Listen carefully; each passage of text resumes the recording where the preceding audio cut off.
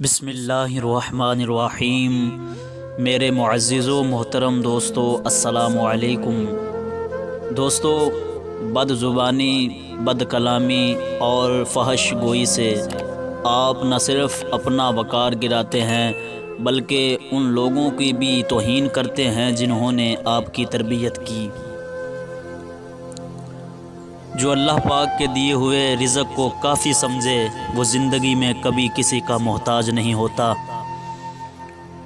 3 چیزیں یاد رکھو: موت، احسان، نصیحت۔ زندگی کبھی کسی کو مفت میں کچھ نہیں سکھاتی۔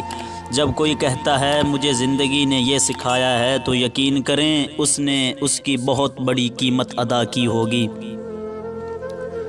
کسی کے ساتھ غلط کر کے اپنی باری کا انتظار ضرور کرنا۔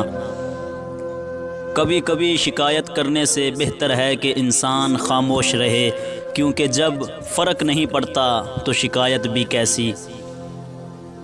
بانٹنے سے خوشیاں اس طرح بڑھتی ہیں جس طرح زمین میں بویا ہوا بیج پوری فصل بن جاتا ہے۔